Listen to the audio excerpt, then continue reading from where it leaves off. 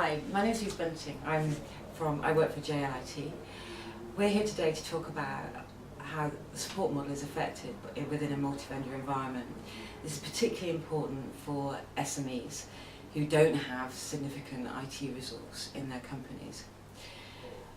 There is a trend to move to a multi-vendor environment because SMEs need to take advantage of skilled resource within the marketplace provided by different companies.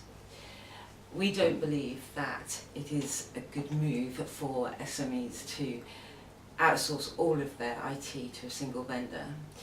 Invariably you see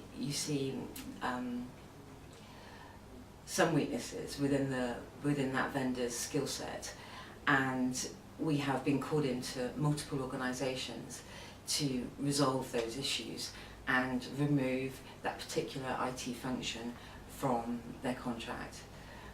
So why is it important to have a very clear and unambiguous support structure in a multi-vendor environment?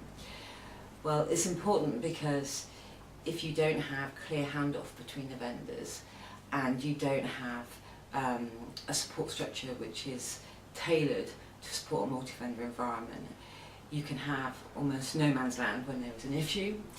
You can have your users experiencing difficulties which maybe you don't know about because they have almost a direct relationship with the vendor.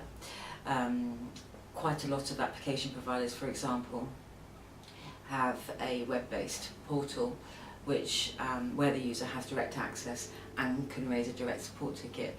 So the IT department, if you like, within an SME needs to have very thorough processes and also very good management information about faults that are occurring so they can manage the vendor and also ensure that users aren't affected when a problem occurs.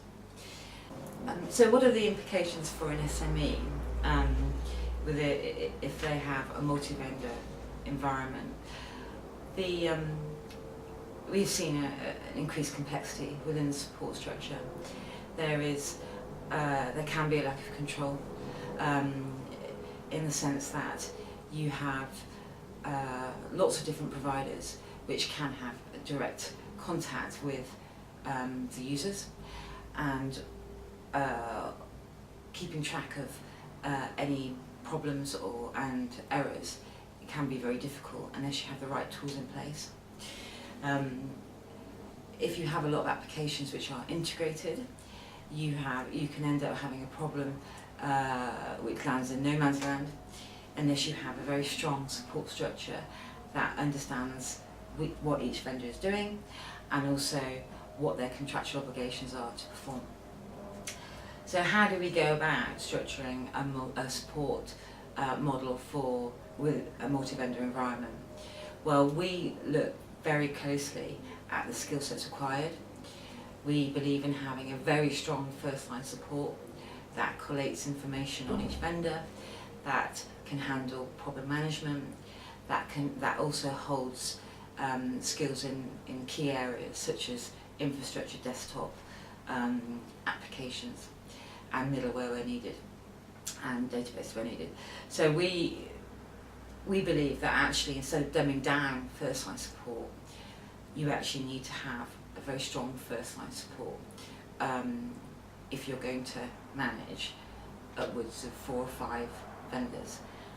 And that support team also need to have an understanding of individual contracts. When we look at providing a support structure, we make sure that the vendors that are selected as that first-line support team have very strong skills within their teams and that are tailored to the client's requirements.